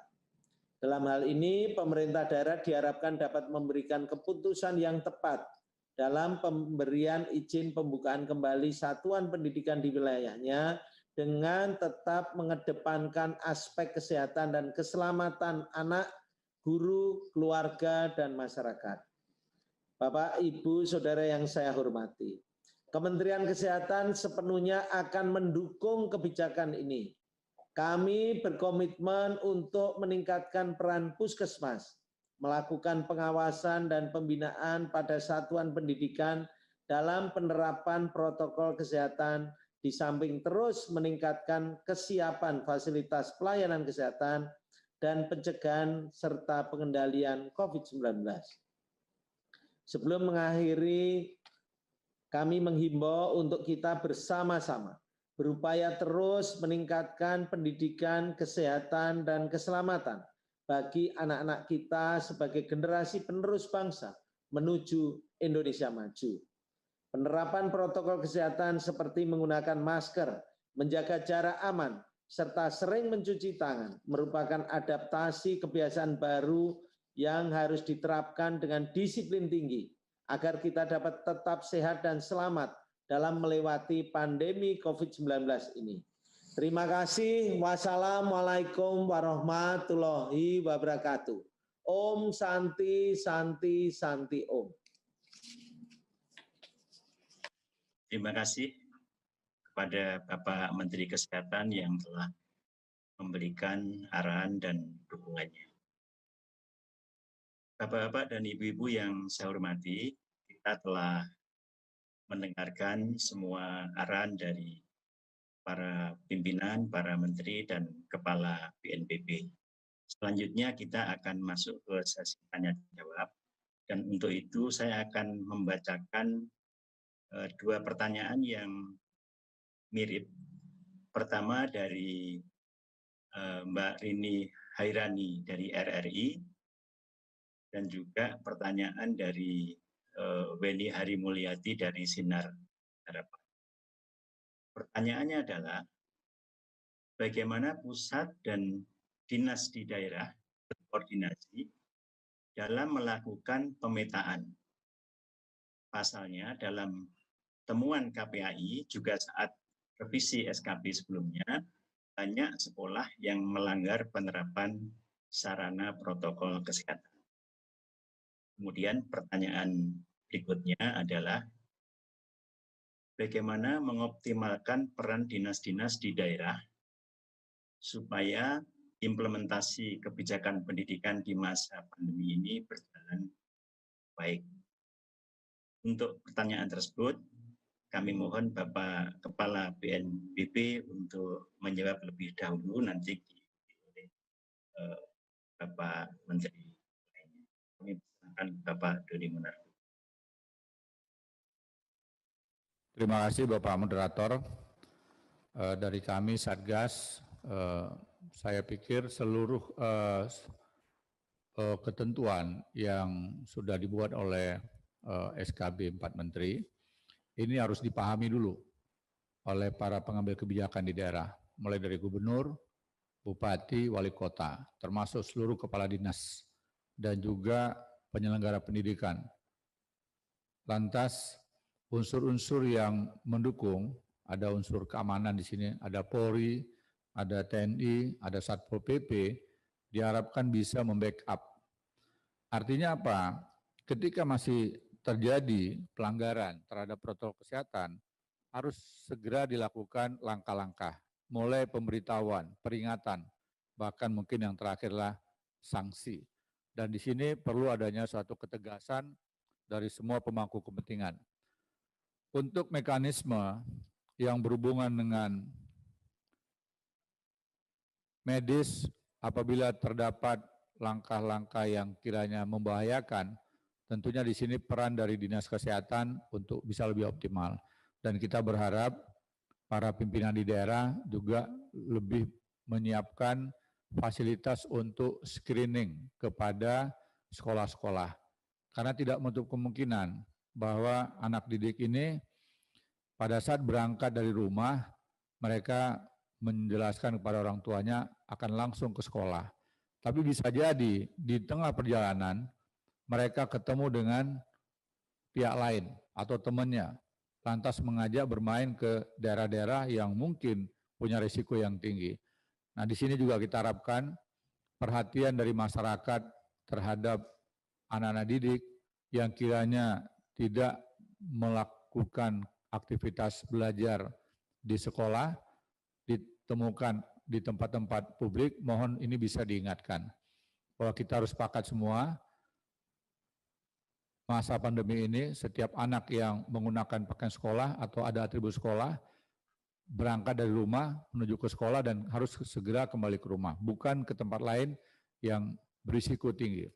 Kenapa ini penting sekali? Mungkin karena anak-anak usia belasan tahun ini secara fisik kemampuan daya tahannya baik, imunitasnya tinggi, bisa saja mereka sudah positif COVID, asimptomatik atau OTG, namun tidak ada gejala. Lantas ketika mereka kembali ke rumah, mereka bertemu dengan orang tuanya, dan di antara keluarga tersebut ada yang komorbid dan lansia, maka risikonya sangat tinggi. Oleh karenanya penting sekali, saya ulangi lagi, penting sekali pembekalan kepada seluruh penyelenggara pendidikan atau pelajaran tatap muka untuk memahami aturan yang telah dibuat oleh Menteri Pendidikan dan Kebudayaan, didukung oleh Mendagri, Bapak Menteri Kesehatan, dan juga Bapak Menteri Agama. Apabila ini bisa dipatuhi, ditaati, dan dilaksanakan dengan sungguh-sungguh, maka kita bisa mengurangi risiko. Sekali lagi, kerjasama semua pihak sangat penting. Media juga kita harapkan bisa memberikan fungsi kontrol. Manakala terjadi penyimpangan atau ada hal-hal lain yang membahayakan keamanan, keselamatan, dan kesehatan para peserta didik, termasuk guru dan juga orang tua, maka kita perlu mengambil langkah-langkah yang untuk evaluasi, mungkin menutup dulu sementara sampai dengan kondisinya menjadi lebih baik kembali. Demikian yang dapat kami sampaikan. Terima kasih, kami kembalikan pada moderator. Terima kasih Bapak Kepala BNPB dan Ketua Satgas. Selanjutnya kami mempersilahkan Bapak Menteri Dalam Negeri untuk menjawab pertanyaan mengenai koordinasi pusat dan dinas dalam pemetaan serta optimalisasi peran dinas-dinas dalam implementasi. Tadi Pak Menteri Dalam Negeri sudah banyak menjelaskan tentang optimalisasi peran dinas ini, namun kami persilakan juga untuk merespon pertanyaan ini. Kami persilakan. Baik, terima kasih. Kami kira langsung saja. Tadi mekanisme yang biasa kita lakukan dalam rangka menyampaikan informasi kepada pemerintah daerah bisa dilaksanakan secara tertulis dalam bentuk surat edaran atau instruksi, kemudian juga melalui mekanisme langsung via video conference, Zoom, dan lain-lain. Untuk tahap yang awal, sesegera mungkin minggu depan, kami akan segera mengeluarkan surat edaran dengan apa yang sudah kami sampaikan tadi. Saker apa, SKPD apa, berbuat apa. Karena proteksi tidak hanya oleh Dinas Pendidikan di sekolah, tapi juga adalah memerlukan dukungan dari SKPD, Satuan Kerja Pemerintah Daerah, komponen-komponen daerah yang lainnya. Tadi Biro Hukum, Biro Humas, saya ulangi, Biro Humas, kemudian Diskom Info, Dinas Perhubungan, Dinas Kesehatan, untuk memperkuat Dinas Pendidikan dalam rangka proteksi bukan hanya di sekolah, tapi juga pada saat berangkat dan pergi, sosialisasi kepada anak-anak dan orang tua, dan lain-lain. Itu mekanismenya melalui SE. Kita akan sampaikan surat edaran. Kemudian yang kedua, tadi kami menyarankan kepada Bapak Kepala Daerah dan Ibu-Ibu Kepala Daerah, Gubernur, Bupati, Wali Kota, juga mungkin dari Pak Mendikbud atau Pak Menteri Agama juga bisa membuat semacam surat edaran kepada dinas Kementerian Dinas Agama maupun Dinas Pendidikan masing-masing, Kanwil Agama, agar protokol-protokol tersebut diikuti di satuan pendidikannya. Dan kemudian yang paling utama sekali adalah jangan sampai terjadi adanya kerumunan, baik dalam kegiatan kurikuler maupun yang ekstrakurikuler. Tadi jangan sampai nanti dari anak-anak kita, mereka euforia, selama sekian lama mereka belajar di rumah, kemudian belajar langsung tatap muka, akhirnya mereka tadi membuat kegiatan-kegiatan olahraga, seni, acara-acara, dan itu kemudian jaga jaraknya tidak bisa dilakukan, dan itu bisa menjadi media. Dan itu juga tidak akan mengundang simpati publik. Ini kebijakan yang ditandatangan ini perlu betul-betul dijaga, jangan sampai membuka ruang terjadinya kerumunan-kerumunan itu. Kemudian berikutnya lagi tadi mengenai masalah anggaran, kami sekali lagi atas nama rekan-rekan kepala daerah, tadi ada mungkin hambatan di masalah kapasitas fiskal. Oleh karena itu, kami menyarankan dari pusat, terutama Kemendikbud, kemudian Kementerian Kesehatan, ini dapat memberikan bantuan melalui mekanisme dana dekonsentrasi kepada gubernur selaku wakil pemerintah pusat di daerah, atau bisa langsung kepada bupati atau wali kota melalui mekanisme dana tugas pembantuan. Ini bisa langsung.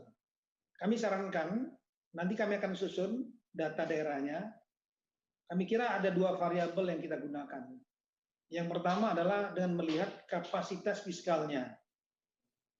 Daerah yang diharapkan bisa dibantu adalah daerah yang kapasitas fiskalnya rendah karena sangat tergantung dari transfer pusat, sampai dengan daerah yang kapasitas fiskalnya sedang. Kalau yang kuat saya kira tidak usah. Jadi bukan tidak usah, maksudnya prioritas berikutnya. Tapi prioritas utama adalah kapasitasnya rendah, sedang. Dan daerah tersebut dari peta zonasi COVID Satgas masuk daerah merah atau oranye. Jadi katakanlah kalau daerah misalnya di daerah itu dia hijau, kemudian kapasitas rendah, kami kira, dan mereka melakukan tatap muka, itu prioritas nomor 2 untuk diberikan dana dekon melalui gubernur atau dana tugas perbantuan langsung kepada bupati atau wali kota. Tapi kalau di daerah itu daerahnya memang zonanya merah, oranye, dan kapasitasnya keuangannya rendah atau sedang, itu yang perlu diberikan bantuan. Baik tadi untuk satuan pendidikannya, melalui dinas pendidikannya, atau juga melalui perhubungan, mungkin dari Bapak Menhub kalau ada ruang fiskal, kemudian Bapak Menteri Kesehatan untuk memperkuat misalnya testing, kemudian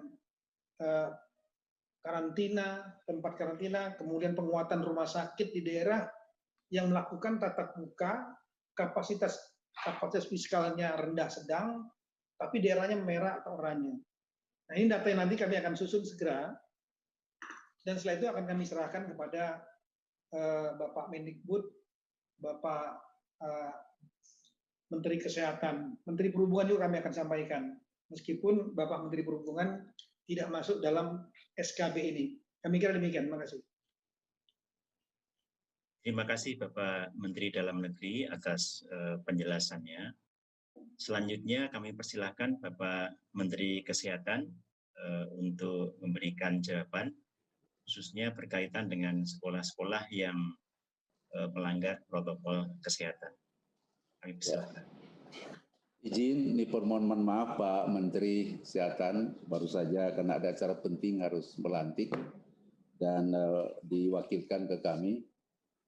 Terkait dengan pertanyaan dari Rini Haryani, RRI, sebenarnya kalau koordinasi, saya kira koordinasi yang paling mantap sudah ada di Satgas Penanganan COVID-19, mulai dari pusat dan daerah, di mana jajaran kita, Dinas Kesehatan, sudah ada di dalamnya. Jadi komunikasi pun itu dilakukan, saya kira 1 kali 24 jam, dan data-data yang digunakan di situ adalah data yang valid, yang saya kira peta wilayah sudah yang terdampak COVID adalah itu yang akan digunakan nanti dalam menentukan status ya, mulai dari status hijau, kuning, orange dan merah yang dalam SKB ini itu dipanggil sebagai patokan untuk melaksanakan pendidikan ya. Dalam penerapan pelanggaran protokol ya tentu koordinasi kami bersama dengan satuan pendidikan, dinas kesehatan yang ada di provinsi, kabupaten, kota itu dalam melakukan pengawasan itu secara terus-menerus. Ujung tombak kita di puskesmas, yang saya kira di dalam SKB juga ini, yang mempunyai tugas yang langsung mengawasi sekolah-sekolah yang ada sampai di kecamatan maupun di desa, dan tugas puskesmas ini yang nanti akan memonitor warga sekolah yang ada, termasuk mengawasi protokol-protokol kesehatan yang diselenggarakan di sekolah. Termasuk kalau ada warga sekolah yang sakit, ada tanda-tanda untuk COVID, itu secepatnya puskesmas melapor ke dinas, dan tentu koordinasi langsung dilakukan oleh Satgas bagaimana mengambil keputusan untuk sekolah yang melanggar protokol. Kemudian dalam mendukung kebijakan SKB 4 Menteri ini, Kementerian Kesehatan juga sudah melakukan berbagai upaya, yaitu yang antara lain menyusun panduan bagi petugas puskesmas dalam melakukan pengawasan dan pembinaan penerapan protokol kesehatan di satuan pendidikan pada masa pandemi COVID-19. Puskesmas kita ada 10.100 lebih. Ya. Kemudian membuat surat edaran melalui Direktur Jenderal Kesehatan Masyarakat kepada Dinas Kesehatan seluruh provinsi dan kabupaten kota untuk melakukan pengawasan dan pembinaan penerapan protokol kesehatan di tempat-tempat umum termasuk di satuan pendidikan. Kemudian untuk mengevaluasi lebih lanjut melalui Badan Litbangkes juga sudah melakukan survei pemetaan kesiapan puskesmas dalam melaksanakan pembinaan penerapan protokol kesehatan di satuan pendidikan sehingga lebih fokus intervensi apa yang akan kami lakukan. Kemudian bersama dengan Dinas Kesehatan Provinsi dan Kabupaten Kota, terus-menerus melakukan sosialisasi yang masif ke puskesmas mengenai pengawasan dan pembinaan penerapan protokol kesehatan di satuan pendidikan. Saya kira untuk sementara itu yang dapat kami sampaikan terkait dengan pertanyaan yang dari RRI. Terima kasih. Terima kasih Bapak Kepala Badan BPSDM atas penjelasannya mewakili Bapak Menteri Kesehatan. Bapak-bapak dan ibu-ibu yang saya hormati, selanjutnya saya akan bacakan pertanyaan nomor 2 dari Mbak Indri dari LKBN Antara. Pertanyaannya adalah, bagaimana mekanisme penyelenggaraan pembelajaran jika sekolah kembali dibuka oleh daerah? Mohon perkenan Mas Menteri Pendidikan dan Kebudayaan untuk memberikan penjelasan. Ya, terima kasih Pak Sekjen. Pertama harus saya ingatkan dulu bahwa tadi memang kita tidak membahas detailnya mengenai perguruan tinggi, tetapi bisa saya umumkan bahwa perguruan tinggi juga akan ada perlakuan pembolehan sekolah tatap muka, tetapi protokol kesehatan dan daftar periksanya dan lain-lainnya itu akan ditetapkan selanjutnya dalam waktu yang dekat oleh Dirjen Pendidikan Tinggi, ya Dirjen Dikti kita. Jadi mohon bagi perguruan tinggi aturan pelaksanaan tatap mukanya semester berikutnya ditunggu detailnya dari Dirjen Dikti. Tapi tetap akan juga diperlakukan pembolehan melakukan tatap muka. Jadi itu adalah untuk perguruan tinggi. Bagi teman-teman mahasiswa dan dosen guru, jangan cemas bahwa ini bukan hanya untuk sekolah dasar, tapi juga buat perguruan tinggi. Tetapi detail protokol kesehatannya dan daftar kesiapannya itu nanti akan diatur oleh Dirjen Dikti. Sekarang untuk sekolah dasar dan menengah, bagaimana mekanisme penyelenggaraan pembelajaran. Jadi yang pertama izinnya dulu. Izinnya dulu seperti yang kita bilang, kita ulang lagi ada 3 pihak. Satu adalah Pemda ya dan kepala dinas tentunya. Keduanya adalah kepala sekolah dan ketiganya adalah komite sekolah yaitu perwakilan orang tua. Tiga-tiga ini harus setuju baru boleh mulai proses pembukaan tatap muka. Yang kedua adalah nanti daftar periksa atau checklistnya yang tadi 6 butir yang sudah saya sebutkan sebelumnya. Dan tentunya pada saat masuk sekolah bagaimana penyelenggaraannya, pemerintah daerah itu bisa melaksanakannya tergantung dia bisa melakukan secara serentak kalau dia merasa daerahnya sudah cukup aman. Dia bisa melakukannya secara bertahap, ada kecamatan atau desa yang menurut dia lebih aman, mulai dengan itu dulu, itu adalah kewenangannya pemerintah daerah. Dan yang terakhir adalah tahap yang terpenting adalah pada saat mulai melakukan tatap muka, protokol kesehatan itu adalah harga mati. Ya, harus dilakukan protokol kesehatan.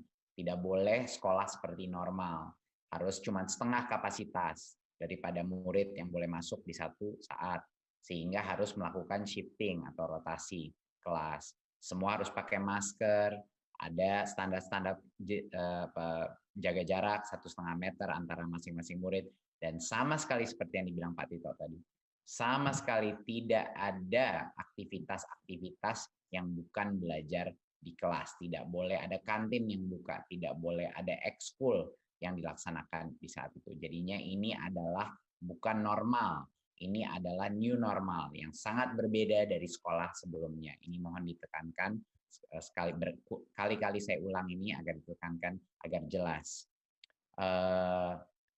Saya rasa sekian yang bisa saya bilang, Pak Sekjen.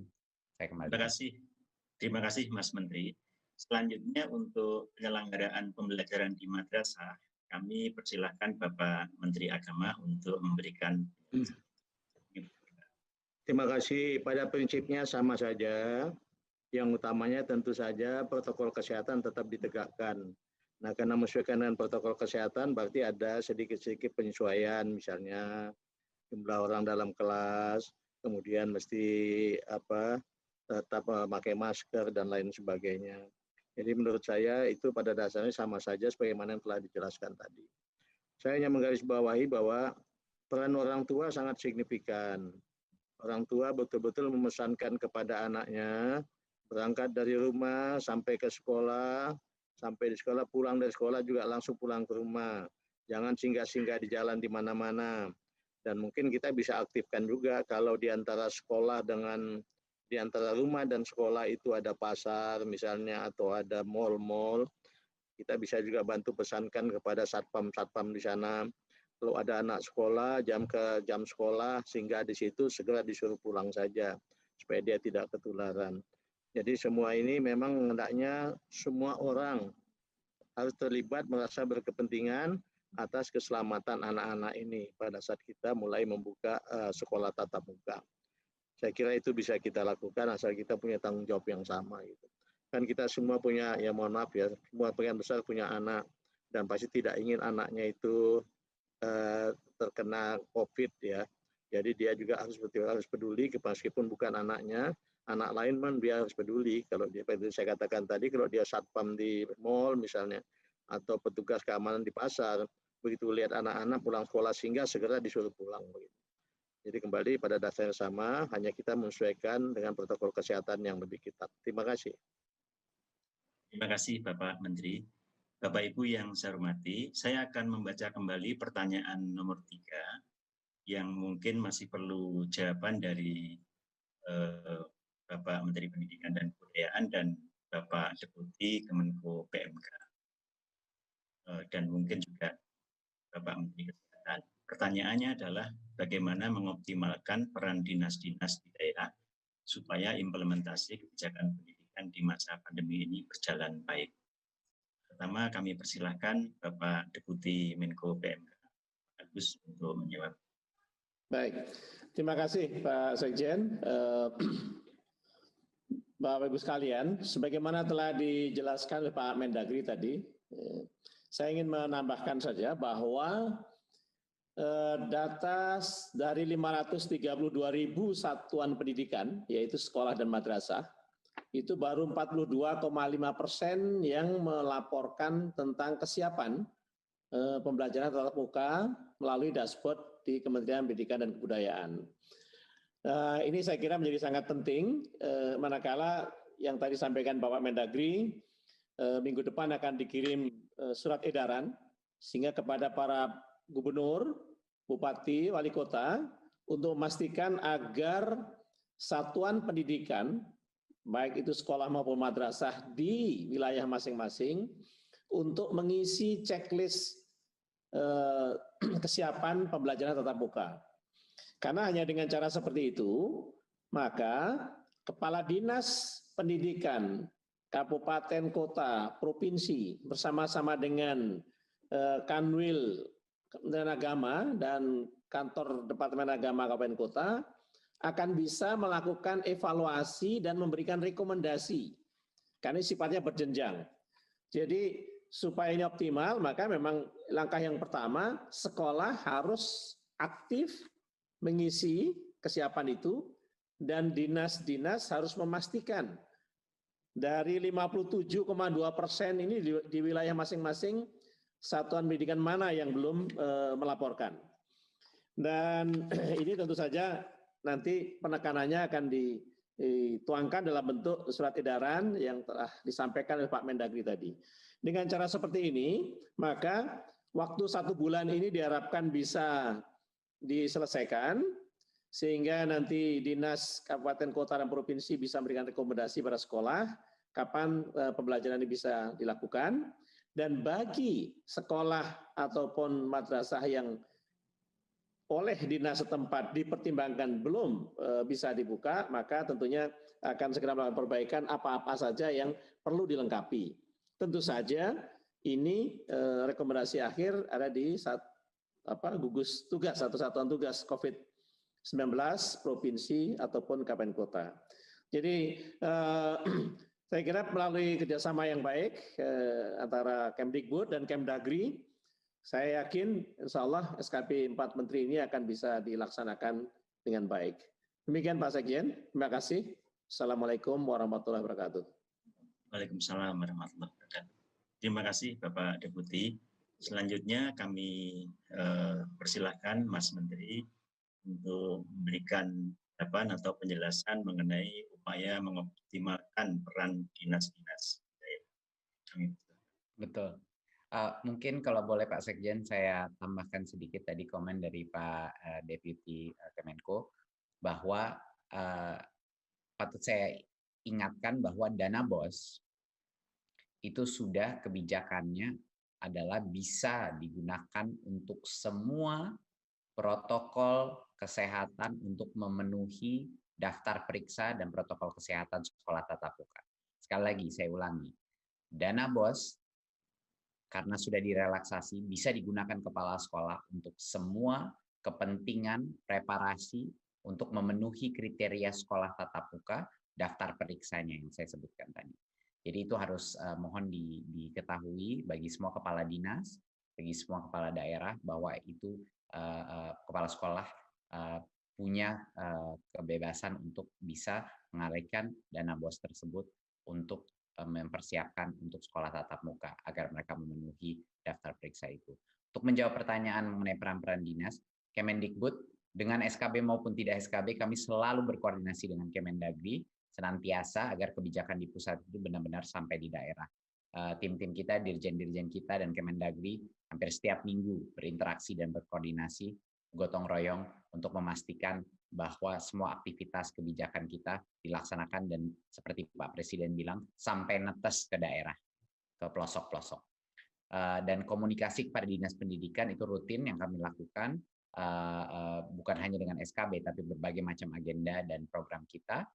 ya, mulai dari sosialisasi, berbagi praktek baik, dengar pendapat dan masukan, sampai hal-hal yang berhubungan dengan teguran mengenai disiplin dan lain-lain, itu selalu kami melakukannya dengan pemerintah daerah.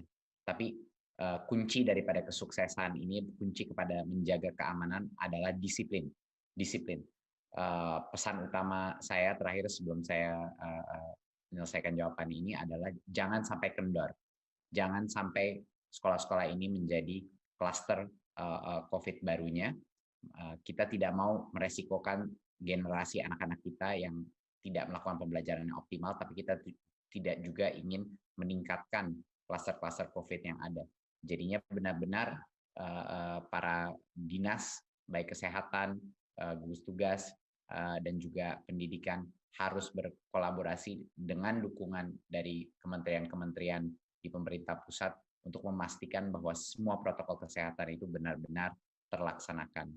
Ya, jadinya baik kepala sekolah, guru, dan orang tua harus berpartisipasi untuk memonitor sistem ini. Kalau mereka menginginkan sekolah tatap muka, mereka juga harus berpartisipasi dalam monitoring, memastikan keamanan anak-anak mereka terjamin. Terima kasih. Terima kasih, Mas Menteri. Selanjutnya dari Bapak Menteri Kesehatan atau yang mewakili Bapak Kepala Badan, mohon bisa memberikan penjelasan atau tambahan penjelasan mengenai upaya optimalisasi peran dinas-dinas di daerah untuk pelaksanaan. Baik, terima kasih Pak Sekjen. Saya kira untuk mengoptimalkan peran dinas kesehatan di daerah, prinsipnya Kementerian Kesehatan tentu berkomitmen kuat sekali di dalam mendukung kebijakan pembelajaran tatap muka ini dengan melakukan penguatan-penguatan kesiapan layanan kesehatan, termasuk bagaimana kami memfasilitasi dinas kesehatan provinsi dan kabupaten kota dalam memperkuat puskesmas, karena ujung tombaknya itu yang melakukan pengawasan langsung itu puskesmas, sehingga itu harus kita perkuat puskesmas.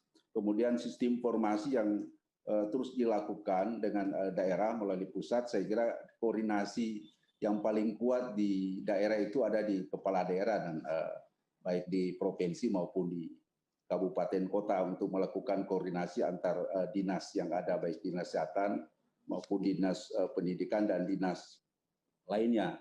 Tentu informasi-informasi yang paling penting adalah informasi yang tentu yang berbasis real time yang dilakukan melalui pengawasan dan evaluasi yang dilakukan oleh puskesmas berjenjang sampai ke dinas kesehatan. Nanti dinas kesehatan akan terus melaporkan ke pusat dan mungkin melalui gugus tugas untuk mengambil keputusan apakah misalnya ada yang positif satu warga sekolah, bagaimana melakukan cara cepat tracer, tentu keterlibatan juga guru, orang tua itu kalau ada yang positif tentu sangat penting sekali segera dilakukan tracing sehingga akan mengambil keputusan bagaimana untuk kelanjutannya sekolahnya, apakah masih tatap muka dan seterusnya. Saya kira yang paling penting sinergitas antara institusi dan lembaga yang ada di daerah, provinsi maupun kabupaten kota yang harus dikuatkan untuk melakukan terus sosialisasi daripada